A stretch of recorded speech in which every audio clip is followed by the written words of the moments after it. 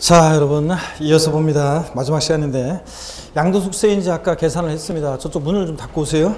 양도소득세 계산을 했는데 가, 필, 차, 장, 소, 기, 과에서 과세표준 결정했고 곱하기 세율 산출세 구했고, 이제 이번 시간에는 납세 절차입니다. 양도소득세 납세 절차를 보도록 하겠습니다. 여러분, 양도소득세는 납세무자가 세금 계산에서 계산된 세금을 신고하고 신고된 세금을 납부하는 그런 세금입니다. 그럴 때 양도소득세 신고는요, 예정신고라는 게 있고 확정신고라는 게 있습니다. 자, 그래서 예정신고와 확정신고는 어떤 건지 우리 한번 배워보는데, 여러분, 그 예정신고라는 것과 확정신고는 어떤 관계인지를 한번 심층적으로 이제 한번 또 보도록 합니다. 물론 이제 뭐 아주 디테일한 것은 나중에 또 차차 이제 배워나가고, 가장 기본적인 것을 물론 이번 순환에 배우게 되는데, 남자, 여자 수강생이 이제 학원에 보면 남녀 수강생이 나란히 앉아 있어요. 그러면 제가 이제 딱 둘이 보고서 이제 물어봅니다. 남자, 여자 수강생 있잖아요. 둘이는 어떤 관계예요? 딱 물어보잖아요. 그러면 그 얼굴이, 어떤 커플은요, 얼굴이 빨개지면서요, 얼굴이 빨개지면서, 순간적으로 얼굴이 빨개지면서,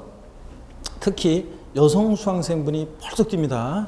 아무 관계도 아니라고 그러면서, 아무 관계도 아니에요. 그러면서 펄쩍 뛰는데, 아무 관계도 아닌 게 아니죠. 같은 곳에서 이렇게 동문수학하는 동료잖아요. 그부, 동료고. 그 다음에 우리가 실무에 나가서도 이제 서로 돕고 협력해서 같이 시험에 합격하고, 실무에 나가서도 서로 도움이 돼야 되는 그런 동료잖아요. 아무 관계가 아니라고 하면서 펄쩍 뛰는데, 아무 관계가 아닌 게 아닌데. 자, 그런데 펄쩍 뜁니다. 예정신고라는 것과 양도소득세에서 확정신고라는 것은 어떤 관계인지 한번 보는데, 먼저 예정신고 납부부터 먼저 보겠습니다. 신고 의무자요, 과세대상 자산을 양도한 자입니다. 그래서 양도한 자가 신고해야 되는데, 다만 그러니까 자연 개인이 부동산 등을 양도해서 소득 발생했을 때 그 양도자인데, 단 밑줄입니다. 양도 차익이 없거나 양도 차손이 발생한 때도 신고는 하여야 합니다. 거기 신고 이렇게 되는데, 정확히 얘기하면 신고하여야 한다 이렇게 되어 있어요. 정확히 얘기하면 하여야 한다. 기본서 나오면 나중에 자세히 나와 있습니다.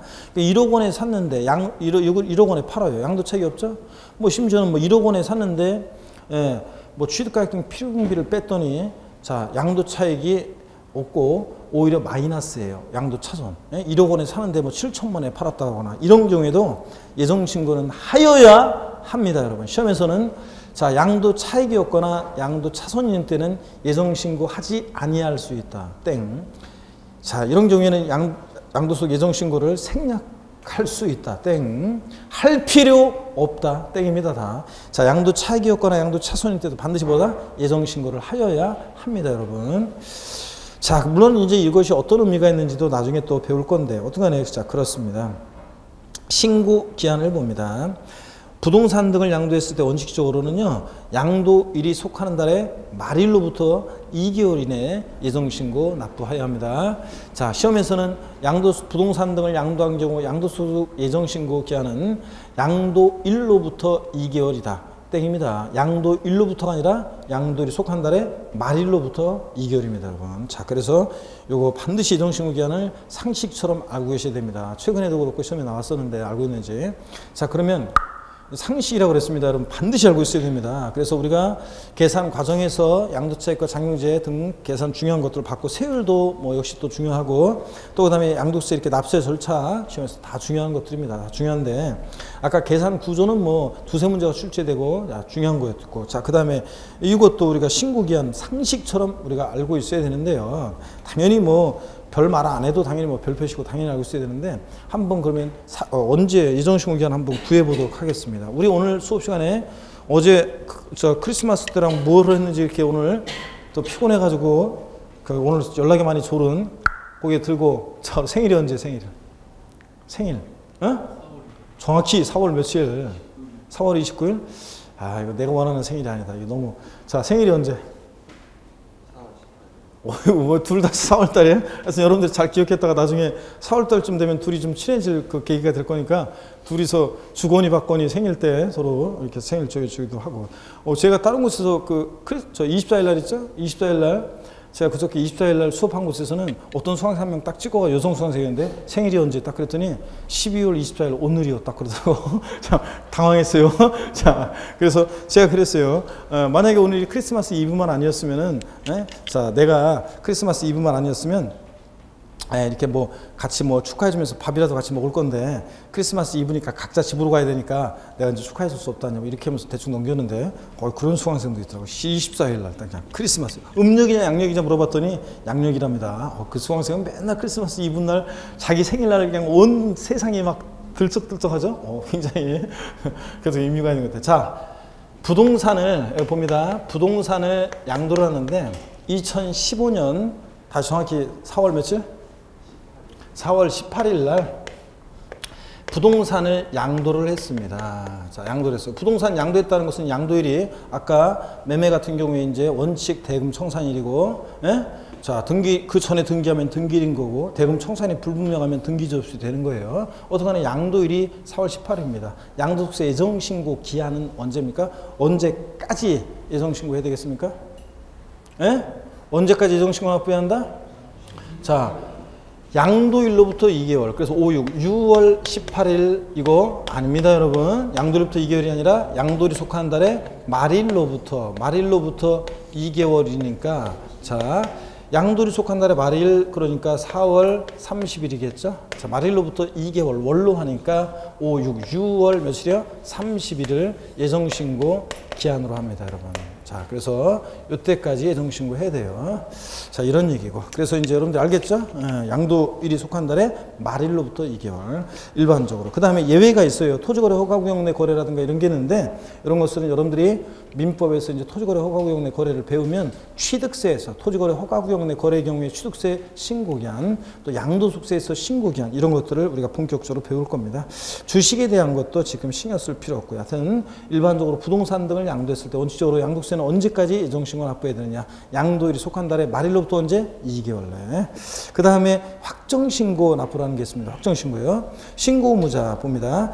동그라미 1번 당해연도에 양도소득금액이 있는 거주자인데 자, 이것도 또 있습니다. 과세 표준이 없거나 가필차상 소기과했더니 과세 표준이 빵원이에요. 또는 결손 금액이 발생한 때에도 마이너스예요. 이런 경우에도 자, 확정신고 하여야 합니다. 똑같아요. 할 필요 없다, 하지 않을 수 있다, 생략할 수 있다 틀려요. 그 신고 다음에 하여야 한다 이렇게 써놓으시면 되겠죠. 동그라미 1번 그 신고 끝에 거기 하여야 한다. 이런 경우에도 확정신고 하여야 한다.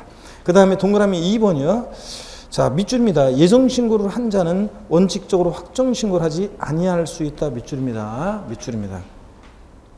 자, 그리고 일단 이 얘기는 좀 이따 설명드리고 동그라미 2번은 신고기한 봅니다. 확정신고는 양도일이 속하는 또 밑줄입니다. 당연히 다. 양도일이 속하는 연도의 다음 연도 이게 포인트예요. 5월 1일부터 5월 31일까지를 확정신고 기간으로 합니다. 그래서 만약에 2015년 만약에 4월 만약에 18일 날 부동산을 양도했을 때 확정신고 기간은 언제냐 그러면 다음 연도 2016년 5월 1일부터 5월 31일까지를 확정신고 기간으로 합니다. 자, 그 다음에 토지거래 허가구역 내 거래는 신경 쓸 필요 없고 요거만 일단 밑줄을 그어놓습니다. 그 다음에 가산세가 나오는데요. 여러분 예정신고 납부를 안 하잖아요. 가산세가 적용돼요. 확정신고 납부라는 것도 안 하잖아요. 가산세입니다. 적용돼요. 그러면 자, 둘 다 가산세가 적용돼요. 가산세는 어떻게 적용되느냐? 신고행위와 납부행위 구별해서 신고불성실 가산세 우리 지방세 기본법 지방세에서 배웠어요. 의무 위반의 정도에 따라 40, 20, 10%의 신고불성실 가산세 적용되는 것 똑같습니다. 부정한 행위로 부당한 방법으로 신고하지 않거나 자, 적게 신고하거나 그러면 40%고 자, 그 다음에 그냥 신고하지 않으면 산수액이 20%고 자, 과소 신고하면 또 역시 그 과소 신고세액의 부족세액의 10%가 적용됩니다. 자, 의무 위반의 정도에 따라 40, 20, 10%인데요. 납부불성실 가산세는 똑같아요. 미납부, 미달납부한 금액에다가 0.03%율 대통령 영이 정하는 시중금리를 감안한 이자율이 현재 0.03% 만분의 3이거든요. 여기다가 납부 지연 일자를 곱해서 구합니다. 한마디로 미납한 기간 1일 0.03%율로 납부불성실 가산세 적용되는 것 똑같습니다. 지방세랑. 자, 근데 자, 제가 지금 설명드리려고 하는 건 이거예요. 예정신고 납부를 안 해도 가산세입니다. 확정신고 납부를 안 해도 가산세입니다. 그러면 예정신고 납부를 안 해도 가산세. 확정신고 납부를 안 해도 가산세. 그러면 예정신고도 하고 반드시 확정신고도 또 해야 되는 거냐? 그렇지 않습니다. 아까 거기 신고 의무자에서 동그라미 2번에 확정신고 신고무죄 동그라미 2번에 예정신고를 한 자는 원칙적으로 확정신고하지 아니할 수 있다 돼 있죠? 그럼 이게 무슨 얘기냐? 자, 한번 설명을 쭉 드리겠습니다. 여러분 이쪽에 한번 보겠습니다. 여러분 여기 보세요. 갑이라는 자가요. 하여튼 아까 처음에 얘기했어요. 예정신고, 양도세 신고 납부하는 세금인데 예정신고 납부라는 것과 확정신고 납부라는 게 있는데 이 둘의 관계는 어떤 관계냐? 이 얘기입니다. 자, 갑이라는 어떤 사람이 자, 1월 1일부터 12월 31일까지 과세 기간 동안에 설명을 잘 듣습니다. 자, 요때 만약에 토지를 양도했는데 양도 소득이 3천만 원 발생했습니다. 3천만 원 발생했어요. 자, 그래서 요것에 대해서 양도일이 속하는 달의 말일로부터 2개월 이내에 자, 예정신고 납부를 했습니다. 예정신고를 했어요. 자, 그리고 더 이상 양도한 게 없습니다. 자, 그러면 더 이상 양도한 게 없어요. 이거 딱 하나 팔았어요. 1월 1일부터 11월 31일까지 과세기간 동안에. 그럼 더 이상 팔린 게 없어요. 그럴 때, 자, 다음 연도 5월 1일부터 5월 31일까지를 양도일이 속하는 과세기간에 다음 연도 5월 1일부터 5월 31일까지를 확정신고 기간이라고 할 때 이 사람은 자, 확정신고를 또 해야 되느냐. 자, 아니, 보세요, 여러분. 여길 보세요. 예정신고를 했어요. 더 이상 양도한 게 없어요. 세금계산 달라질 게 없는데 그 다음 연도에 아니 뭐하러 또 확정신고를 또 해요. 자, 예정신고 한 자는 확정신고 하지 아니할 수 있습니다. 여러분 대부분 그래서 보통 여러분들이 올해 부동산 한번 팔았어요. 더 이상 판 거 없어요. 그럼 그 다음 연도에 확정신고 또 해야 되느냐? 안 해도 돼요, 여러분. 아셨죠? 아, 뭐하러 또 그저 골치 아프게 또 똑같은 내용을 신고하면 이거 신고됐네요. 그래가지고 또 뭐 세금을 또 내는 것도 아니고 그러니까 뭐하러 또 신고합니까? 예정신고한 자는 확정신고하지 아니할 수 있습니다. 이게 원칙입니다.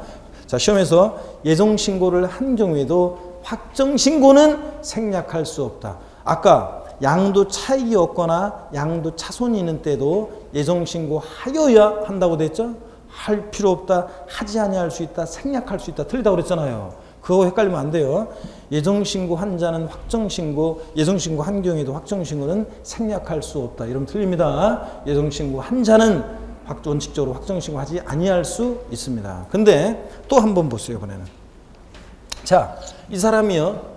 이번에 예정신고 토지에 대해서 양도소득에 대해서 예정신고를 했어요. 또 이 사람이 이번에는 건물을 팔았는데 양도소득이 2천만 원 발생했습니다. 그래서 요것에 대해서 이 사람이 예정신고를 할 때는요. 여러분 양도소득세는 인세입니다. 여러분 인세예요.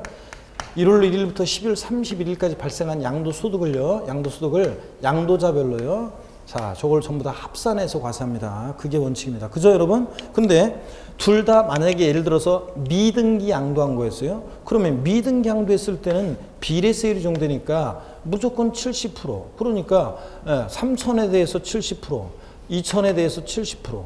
자, 또는 따로따로 그렇게 70% 적용하거나 아니면 합쳐가지고 5천만 원에 대해서 70% 적용하거나 결론은 똑같습니다. 비례세율은. 근데 문제는 이게 만약에 토지 건물 같으면 아까 등기되고 몇 년 이상 보유했을 때 6에 38% 초과 누진세율이 정도냐면 과표 크기에 따라 2년 이상 보유했을 때요.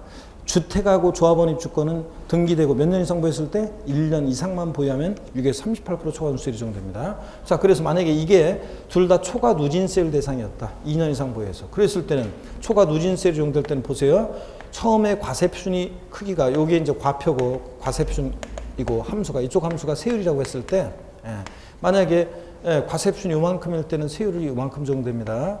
자, 그런데 합산해가지고 만약에 5천, 과표가 커지면요. 자, 더 높은 세율을 적용받습니다. 더 높은 세율을 적용해서 더 많은 세금을 내게 돼 있는 거예요. 누진세율이라는 게 이런 거잖아요. 그런데, 자, 마지막에 이 건물을 양도했을 때는 합산해서 계산된 과표에다가 해당되는 세율 중에서 세금을 이렇게 합산해서 예정신고를 합산해서 세금을 계산해서 예정신고 납부를 해야 돼요. 그래서 합산해서 만약에 세금을 계산해서 예정신고를 했어요. 자, 그러면 더 이상 그리고 양도한 게 없습니다. 그럴 때는 그 다음 연도에 뭐하러 또 확정신고를 또 해요. 자, 예정신고 한 자는 확정신고하지 아니할 수 있습니다. 안 해도 돼요. 이게 원칙입니다. 근데 문제는요. 자, 아까 이렇게 누진세율, 둘 다 누진세율 대상인데 그럼 합치면 과표 커지는 그런 경우에 세율 달라지는 이런 경우에 있어서 두 번째 이것을 합산해서 세금 계산해서 예정신고를 했어야 되는데 마지막에 그러지 않고 요것에 대해서만 합산하지 않고 요것에 대해서만 또 예정신고를 했어요. 자, 그랬을 때는 여러분 보세요. 그랬을 때는 반드시 그 다음 연도에 요것을 합산해서 자, 세금 계산에서 확정 신고를 해야 하는 경우도 있다는 얘기입니다, 여러분. 자, 그래서 다시 결론이요.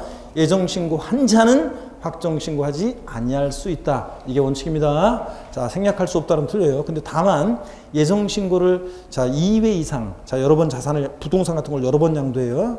자, 예정 신고를 2회 이상 하는 경우에 마지막에 합산해서 이런 것을 예정 신고 누진세율 적용 대상일 때 합산해서 예정 신고를 했어야 되는데 그러지 않았을 때는 반드시 그 다음 연도에 합산해서 확정 신고를 해야 하는 경우도 있다는 얘기입니다, 여러분. 이해하시겠습니까, 이거? 네, 자, 그래서 요거 이렇게만 알아두시면 돼요. 우리 교재에는 지금 입문 과정에서는 그 확정 신고 신고 의무자 동그라미 2번에 원칙만 나와 있어요. 예정 신고한 자는 원칙으로 확정 신고하지 아니할 수 있다 이렇게 돼 있는데 자, 그 옆에다가 단 예외 있음 이렇게만 써 놓으세요. 지금은 단 예외 있음. 자, 기본서 나오면 제가 지금 설명드린 얘기가 누진세율 등 대상 자산을 여러 번 양도한 경우에 마지막에 합산해서 예정 신고를 하지 않았을 때 다음 연도에 확정 신고해야 한다는 이런 얘기가 지금 빠져 있는데 기본서 나오면 나중에 다 보게 될 겁니다. 단 예외 있음 지금은 그렇게만 써놓으세요. 예.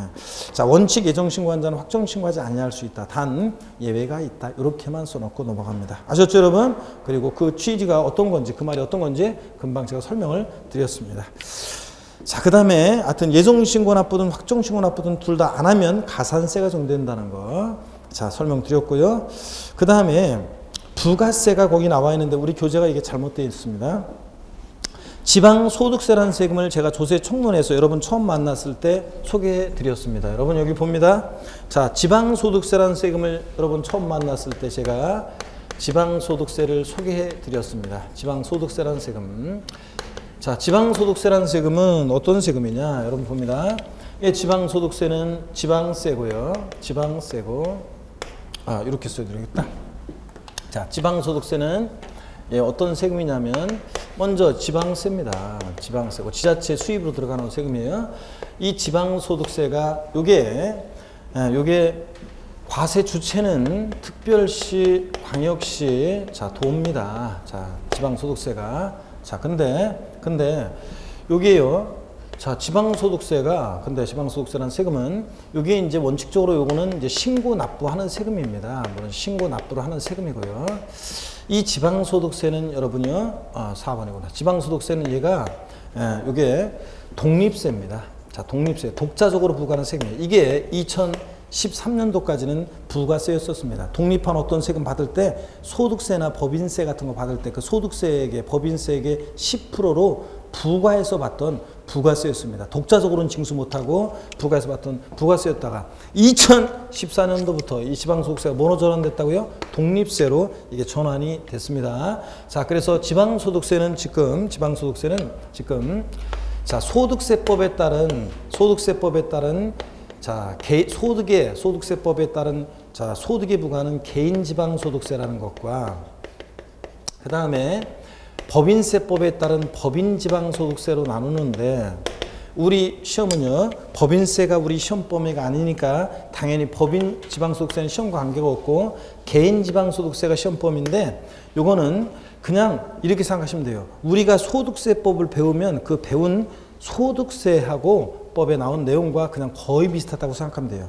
양도소득세를 낼 때는 여전히 지금도요. 종합소득세나 양도소득세를 우리가 신고 납부할 때는 함께 우리가 지방소득세도 함께 신고 납부하고 있어요. 그렇지만 옛날처럼 부가세로서 소득세에게 부가세로서 이렇게 신고 납부하는 것이 아니라 소득세와는 별개로 독자적으로 과표 결정하고 독자적으로 소득세법에서 계산하는 소득을 과세 표준해 가지고 독자적인 세율을 정해서 세금 계산하는데 원칙적으로 그냥 일반적으로 10% 하는 것과 똑같아요. 옛날처럼 소득세에게 10%로 하는 그것과 거의 그 액수가 같습니다. 그거 같아요. 그러니까 세금 내는 거는 그전과 달라지지 않았습니다. 어떻든 간에 자, 독립세로서 지금은 독자적으로 소득세 신고 납부할 때 함께 신고 납부하지만 개인지방소득세는 그렇지만 부가세로서는 신고 납부하는 게 아닙니다. 그래서 양도소득세 부가세로서 지방소득세가 부과된다고 나오면 무조건 뭐다? 틀립니다, 여러분. 자, 그래서 요거를 여러분들이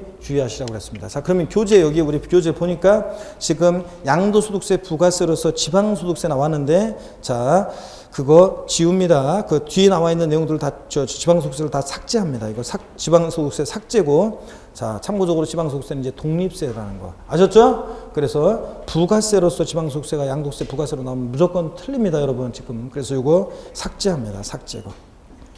그리고, 자, 양도소득세 부가세로서는 농어촌 특별세가 예외적으로만 부가세로 부과되는데 어떤 경우에 부과되냐면, 자, 양도세를 감면받을 때 감면받은 양도소득세의 20%로 농어촌 특별세가 부가세로 부과되고 있습니다. 감면받을 때만요. 감면이 없을 때는, 자, 양도소득세 부가세로서 이제 부가세는 없습니다. 지방소득세는 독자적으로 우리가 계산해서 함께 신고 납부하는 거지, 독립세로서. 그런 것 뿐이지 부가세로서는 아닙니다. 물론 실무적으로야, 실생활에서야 여러분들이야 뭐 별 의미가 없지만, 그렇지만 공부하는 수험생에게는 큰 의미가 있습니다. 지방소득세는 독립세지 부가세가 아니라는 거. 아셨죠? 함께 신고 납부한다 할지라도 그것은 독자적으로 계산해서 독립세로서 신고 납부하는 거지 부가세로서 신고 납부하는 게 아니다. 그래서 여기 부가세, 지방소득세는 삭제합니다. 지워버려야 돼요.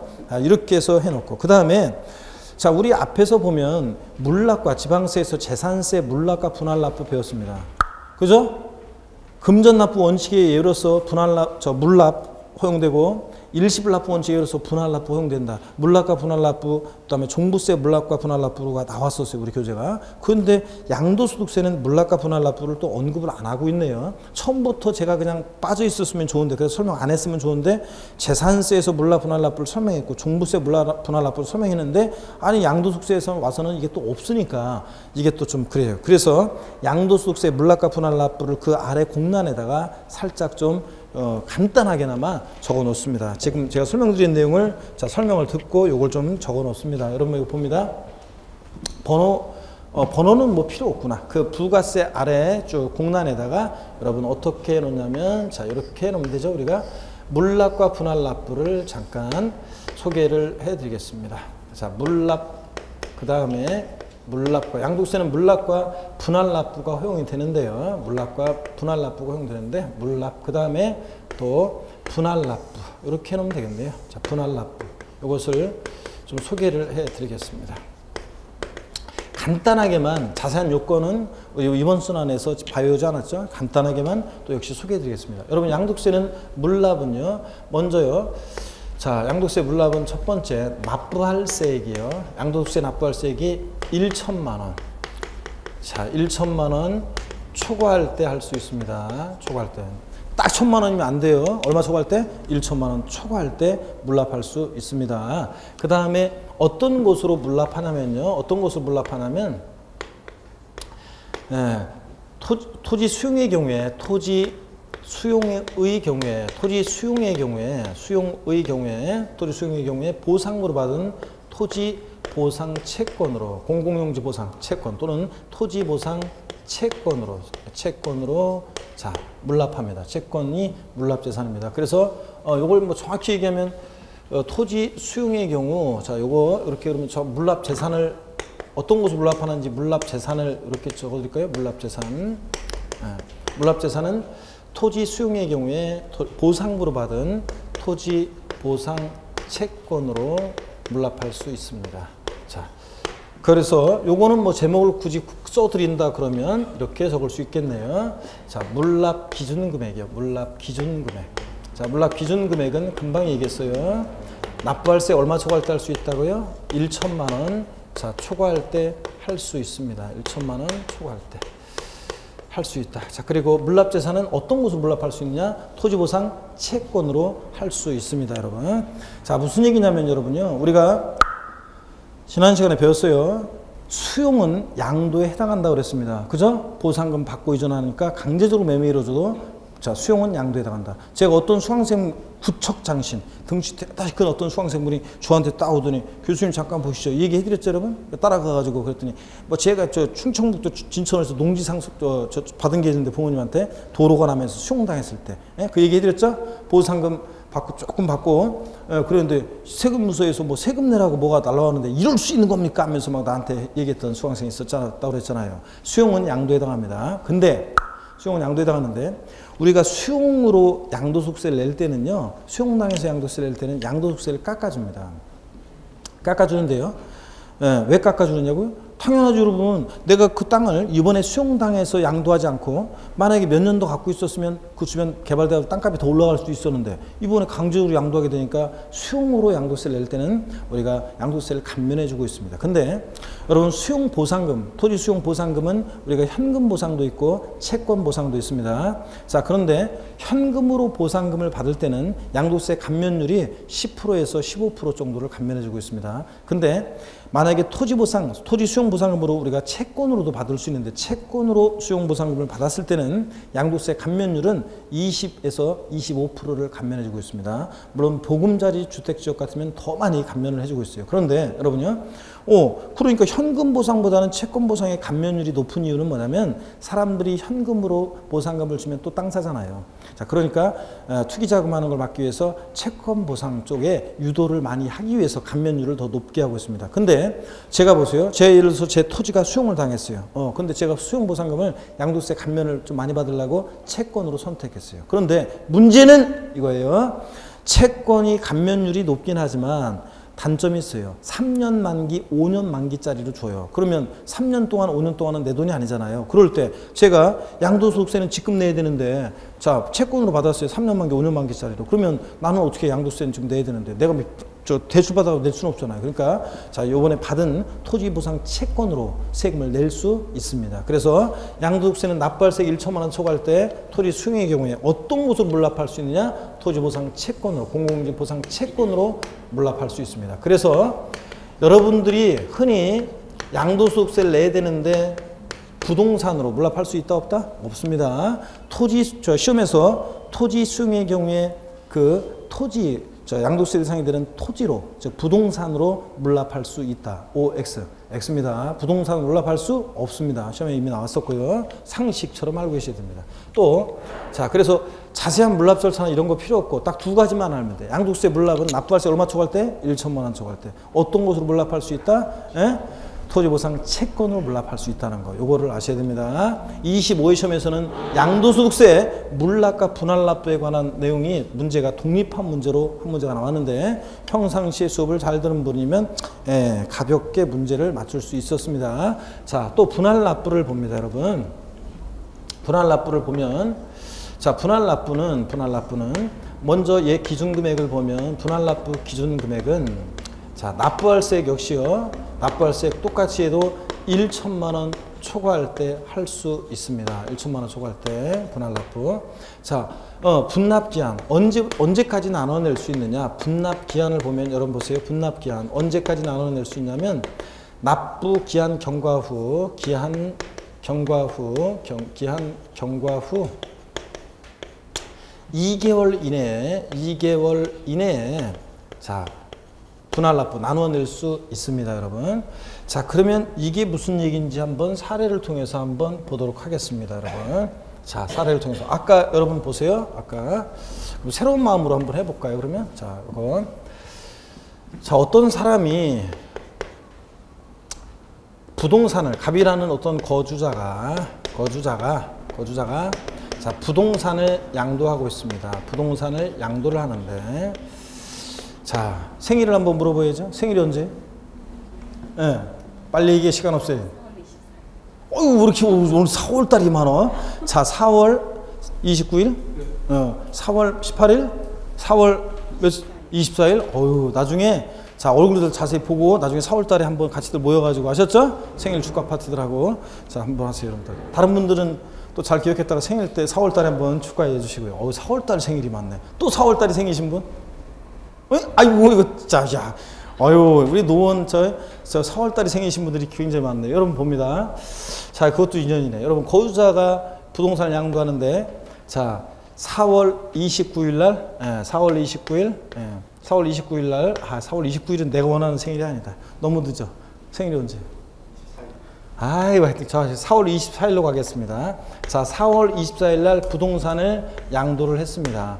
양도소득 예정신고 기한과 양도소득 예정신고 기한과 과세표준 양도소득 과세표준 예정신고 기한과 분납 기한은 언제인가 이렇게 이제 물어봐요. 그래서 옳게 짝져진 것을 골라라. 예정신고 기한과 분납 기한이 옳게 짝져진 것을 골라라. 그러면 먼저 예정신고 기한을 구합니다. 자, 4월 24일 날 부동산을 양도했어요. 4월 24일이 양도일입니다. 일단 예정신고 기한은 언제입니까? 양도를 속한 달의 말일로부터 4월 30일 말일로부터 2개월이니까 자, 언제입니까? 6월 30일이 예정신고 기한입니다. 이건 예정신고 기한이에요. 자, 그러면 분납은 언제까지 할 수 있나? 분납 기한, 언제 답은 예정신고 기한은 6월 30일 구했어요. 그럼 분납 기한은 언제인가? 자, 그럼 분납 기한은 자, 이 기한 지나서 언제요? 기한 지나서 2개월입니다. 역시. 자, 기한 경과가 2개월이니까 언제입니까? 8월 며칠? 뭘로 하니까 8월 31일을 뭘로 하니까 8월 그 달의 말일 8월 31일을 자, 분납 기한으로 한다는 얘기입니다. 분납 기한이요.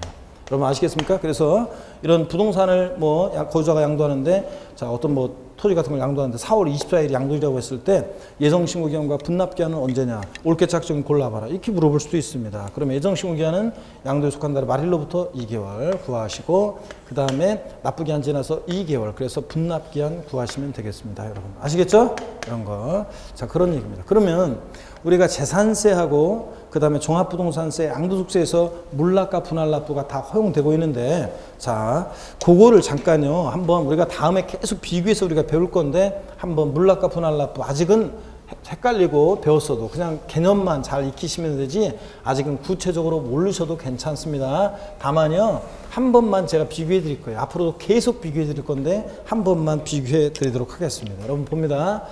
자, 물납과 분할납부가 제가 강조를 계속 드렸고 비교해서 계속 설명을 드렸고 했는데 이번 지난 25회 시험에서 양도소득세 물납 분할납부에 관한 문제가 독립화 문제로 나왔어요. 제 수업을 계속 들었던 분들은 재산세, 종부세, 양도소득세를 비교해서 계속 알려드렸고 분납 금액 얼마를 어떻게 나눠낼 수 있는지 그게 옳은 정답이었는데 그것도 맨날 우리가 배웠던 거였어요. 강조드렸던 겁니다. 일단은 자, 자세한 물납과 분할납부에 관한 내용은 나중에 배우기로 하고 오늘은 물납과 분할납부 가장 기본적인 것만 한번 비교해서 우리가 배우도록 하겠습니다. 먼저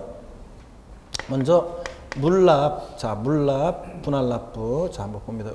이렇게 해야 됩니다. 자, 물납, 자, 그 다음에 분할납부요, 분할납부. 자, 먼저 요거 기준금액부터 한번 비교해 볼까요? 근데 재산세하고 종부세 다 비교를 한번 해서 아니구나, 이거 잘못됐네요. 자, 요거를 하나 읽게 됩니다. 자, 재산세, 그 다음에 종합부동산세, 그 다음에 양도소득세 한번 비교해서 한번 보겠습니다. 자, 먼저 물납부터 볼게요. 물납 기준금액을 한번 비교해 보겠습니다. 한번 보세요, 여러분들. 그냥 자, 필기 뭐 안 하셔도 돼요. 나중에 다 어차피 할 거니까. 재산세는 물납 기준금액이 납부할 세 얼마예요? 이거 1천만 원 초과할 때 할 수 있습니다. 1천만 원 초과입니다. 종합부동산세도 물납은요 역시 똑같습니다. 좌동이에요. 야동 아니고 좌동. 자, 1천만 원 초과할 때 할 수 있습니다. 양도소득세 금방 봤어요. 납부할 세 얼마? 1천만 원 초과할 때 할 수 있습니다. 그래서 재산세든 종부세든 양도소득세든 물납 기준금액은 다 똑같습니다. 자, 그래서 이거 물납을 한번 지금 비교하고 있습니다. 자, 그 다음에 물납 대상이요. 물납 대상. 자, 어떤 것으로 물납할 수 있는지 물납 대상을 한번 비교해 보겠습니다. 자, 재산세는요, 부동산으로 물납할 수 있는데 너미시군구에 있는 거로 안 되고 과세 관할, 당해지자체 관할 구역 내에 있는 자, 부동산으로 물납합니다. 그래서 24회 시험 때 나왔던 것이 자, 재산세 물납하는 경우에는 관할구역에 관계없이 부동산으로 물납할 수 있다. O, X요? X입니다. 너미시군구에 있는 거 안 돼요. 서울특별시 노원구에 재산세를 낼 게 있을 때는 노원구 관할구역 내 부동산을 물납해야지. 서초구라든가 강남구라든가 부산이나 대전이나 이런 데 있는 부동산을 물납할 수 있다 없다? 없다는 얘기입니다. 자, 관할구역 내 부동산으로만 물납할 수 있다. 그 다음에 종합부동산세는 부동산이긴 한데 국내, 우리나라 국내에 소지하는 부동산으로 물납합니다. 둘 다 부동산이긴 한데 범위가 좀 다르네요. 재산세는 해당 지자체 관할구역 내 부동산이고 종부세는 국내에 소지하는 부동산입니다. 국세니까 자, 다 국내 소지 다 괜찮아. 근데 국외에 소지하는 건 안 돼요.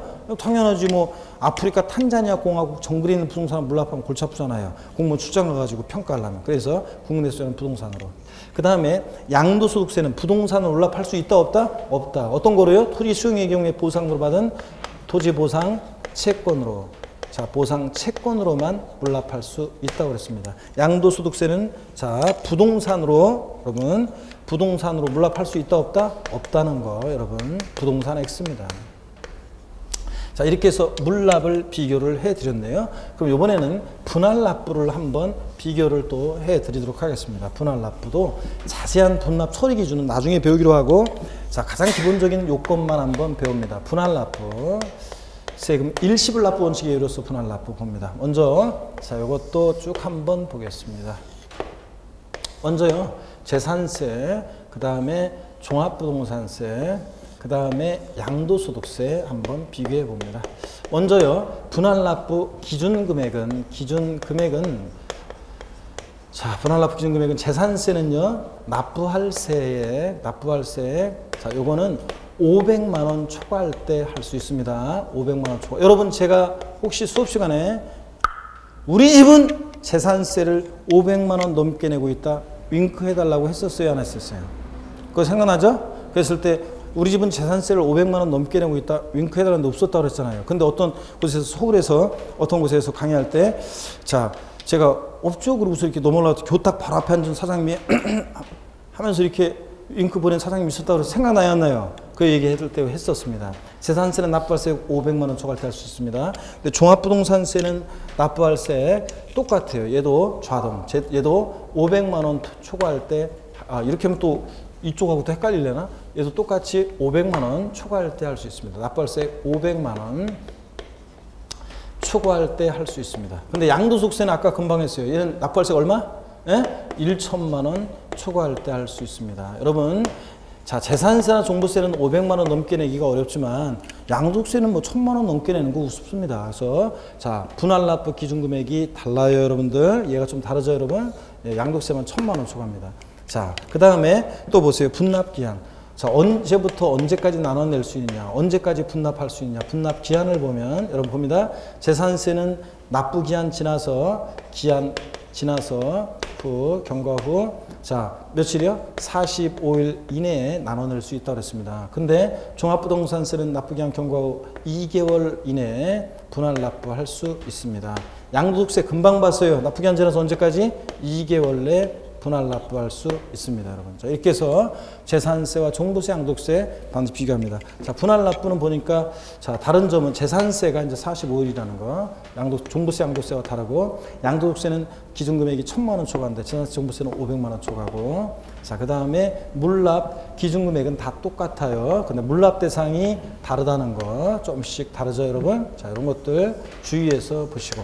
자, 양도세는 부동산을 물납할 수 없다는 거. 됐죠, 여러분? 이렇게 해서 한번 비교해서 봐놓습니다. 그리고 지금은 헷갈리겠지만 이렇게 비교해서 한번 보시고 계속 수십 번씩 비교해서 강조를 드립니다. 그러면 여러분 나중에는 다 할 수 있게 돼요. 나중에 이제 추가해서 조금씩 내용들을 이제 분납 처리 기준 같은 것들을 추가해서 배우도록 합니다. 자, 이렇게 해서 오늘 자, 진도는 일단 다 마쳤는데 배운 것을 한번 복습을 하고 가야 되겠죠, 여러분들? 복습을 하고 갑니다. 자, 저를 봅니다, 여러분. 양도소득세 보유기간 판정할 때 보유기간 그러면 당해재산 취득일로부터 양도일까지로 합니다. 자, 사는 사람 입장에서는 취득일, 파는 사람 입장에서 보면 양도일. 자, 원칙적으로 이제 그게 같은 경우도 봤었습니다. 자, 그럴 때 양도소득세 양도 및 취득시기 일반적으로 매매 같은 일반적 거래는 원칙적으로 계약서상의 잔금 지급일이에요? 아니면 실제 사실상 잔금이 지급된 대금 청산일입니까? 언제입니까? 사실상 대금 청산일을 원칙적인 취득 및 양도시기로 합니다. 근데 대금 청산일이 불분명합니다. 자, 그럴 때는 언제를 취득시로 한다? 등기 접수일입니다.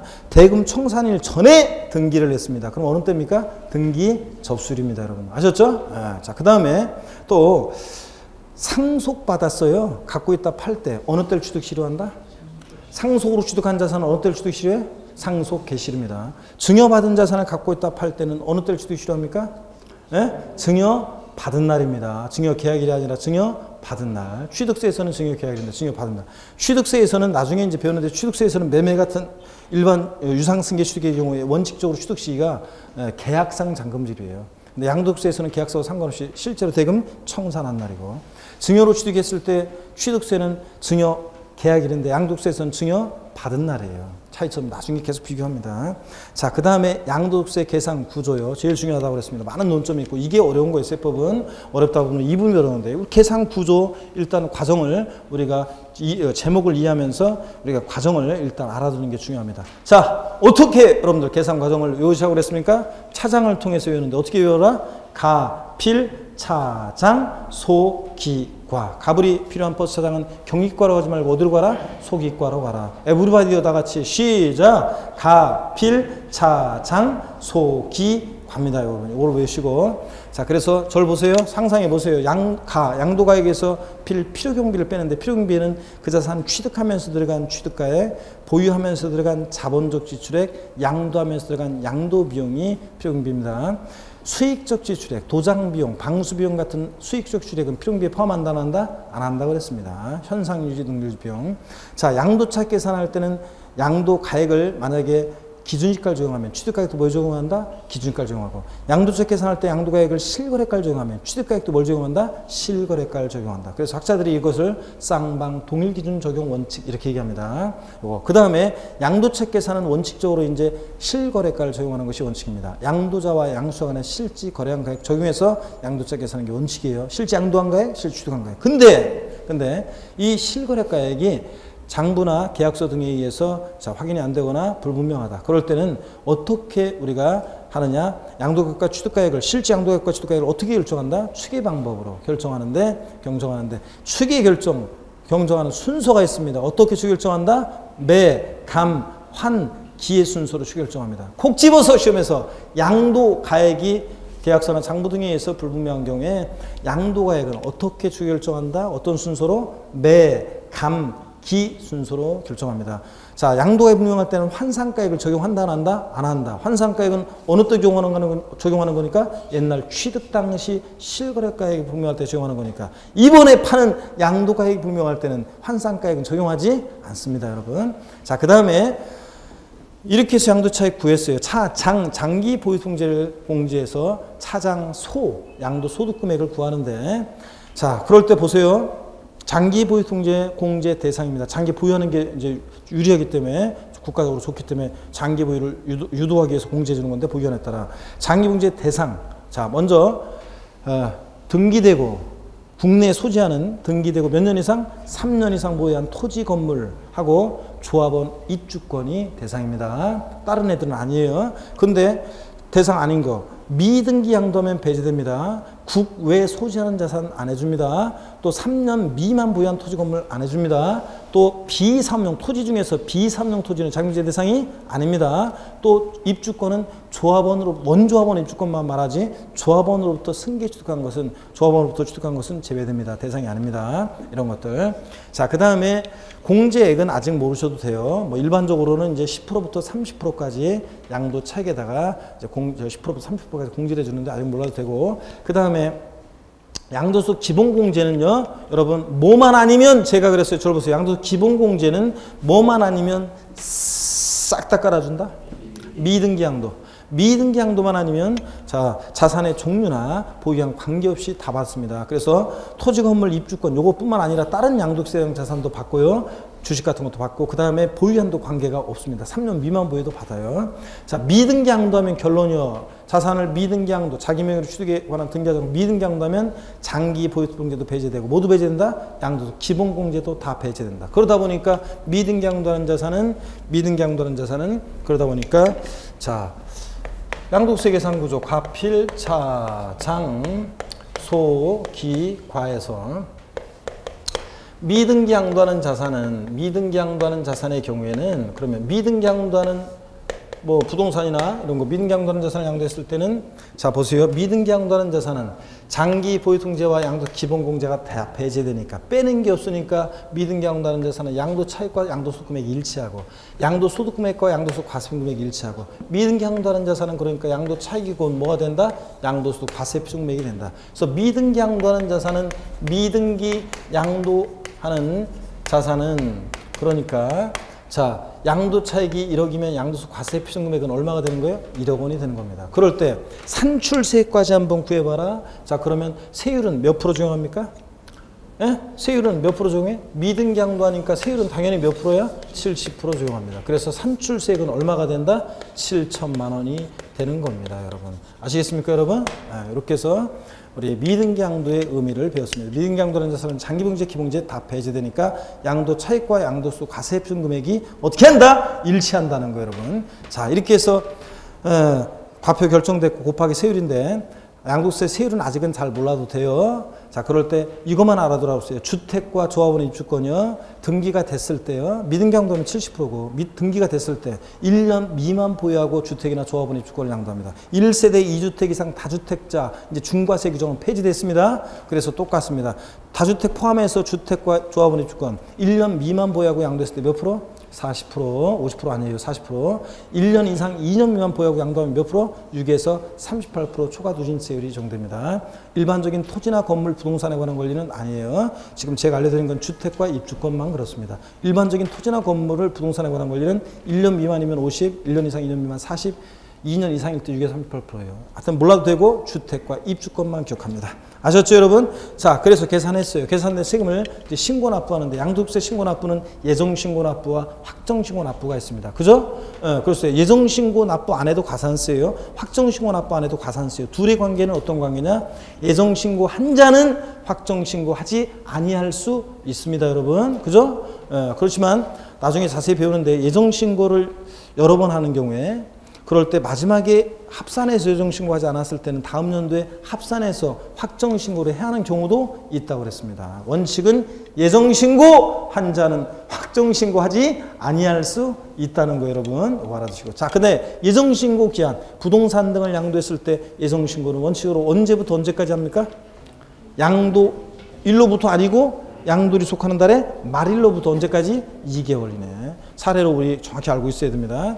자, 그 다음에 확정신고 납부는 언제부터 언제까지 합니까? 확정신고 납부는 그 과세, 그 양도소득이 발생한 그 과세 기간에 언제? 다음 연도. 언제? 5월 1일부터, 다음 연도 5월 1일부터 5월 31일까지를 확정신고 납부 기간으로 합니다. 자, 양도 차익이 없거나 양도 차손이 있는 때도 예정신고 생략할 수 있어요? 반드시 해야 돼요? 양도 차익이 없거나 양도 차손일 때 예정신고는 반드시 하여야 합니다, 여러분. 생략할 수 없어요. 자, 그 다음에 양도소득세, 여러분요. 양도소득세 부가세로서 지방소득세는 이제 부가세로 부과되지 않는다는 거 꼭 알아두시고, 그 다음에 물납과 분할납부는 양도세 다 아까 비교를 해드렸습니다. 양도소득세, 자, 물납 기준금액은 납부할세 1천만 원 초과할 때 할 수 있고, 자, 재산세나 종부세와 달리 양도세는 부동산을 물납할 수 있다 없다? 없다는 거. 토지 수용의 경우에 보상으로 받은 보상 채권으로만 가능합니다. 분할납부 기준금액 재산세 종부세와 달리 500만 원 초과한데 얘네들은 양도세는 얼마 초과할 때? 1천만 원 초과할 때 할 수 있고 분할납부. 그래서 양도세는 물납과 분할납부 기준금액이 같아요. 1천만 원 초과할 때 할 수 있고, 자, 분납기한이 종부세와 양도세는 납부기한 지나서 언제? 2개월 내에 할 수 있고 재산세만 며칠이요? 45일 이내에 할 수 있다고 그랬습니다. 자, 이렇게 해서 여러분들 입문과정을 다 마치는데 아니 지금 챙기지 말고 아직 내가 마지막 멘트 날릴 시간을 좀 주세요, 여러분들. 자, 마지막 수업인데 여러분 진도는 이렇게 해서 우리가 우리가 6회 시험 대비 2015년 자 강좌 이제 본격적으로 2015년 이제 새해부터 시작될 건데 우리가 14년 말에 지금 26회 시험 대비 입문과정을 자 11월 12일 입문과정을 다 이렇게 해서 마칩니다. 마치고 돌아보면 우리가 생각이 잘 안 나고 아득하고 먼저 배운 것들이 그랬을 겁니다. 그렇지만 괜찮아. 용어를 익히면서 이렇게 한 바퀴 돌았다는 것이 큰 의미가 있고, 자, 이렇게 해서 우리가 한 바퀴 대충 용어 익히면서 봤잖아요. 다음 이제 우리가 1, 2월 달에 다시 기본수 기초이론 용어부터 다시 시작합니다. 그래서 다시 한번 배우게 되면, 물론 내용이 좀씩 추가되겠지만 이제 배우게 되면 훨씬 더 여러분들은 처음 1월 달에 처음 와가지고 수업 듣는 사람들은 분위기 파악 안 되고 용어도 모르니까 막 정신이 없는데, 여러분들은 훨씬 더 다시 한번 들어보면 안정이 될 것이고요. 자, 그래서 반드시 제가 처음 만나서 여러분께 약속드렸죠. 첫 시간에 세법은 여러분들이 빠지지 않고 계속 강의를 듣는다 그러면, 제 강의를 끝까지 함께 하시면 세법은 반드시 제가 구원을 해 드린다고 그랬습니다. 작년에 세법 때문에 망쳤던 분들도 반드시 세법은 제가 실전에서 문제가 어떻게 나오더라도 여러분 구원받을 수 있다는 거 다시 한번 약속드리고, 여러분요 그동안 11월 12월 고생 많으셨고요. 새해 우리가 이제 들어서 기본서 기초이론 다시 이제 시작할 텐데, 여러분들이 이제 새해 첫날은 굳은 각오로 오시겠죠? 그런데 꼭 작심삼일로 끝나고, 그럼 새해 첫날 이제 한번 보세요. 여러분들 특히 오전반 같은 경우 한번 보세요. 저녁반도 막 첫날은 눈들이 반짝반짝 빛나고 막 하려는 의지가 막 엿보입니다. 그런데 그것이 2월 말쯤 돼서요, 2월 말쯤 되면 이제 봄이 서서히 오고 그럴 때 정도 되잖아요. 그러면 흐트러져요.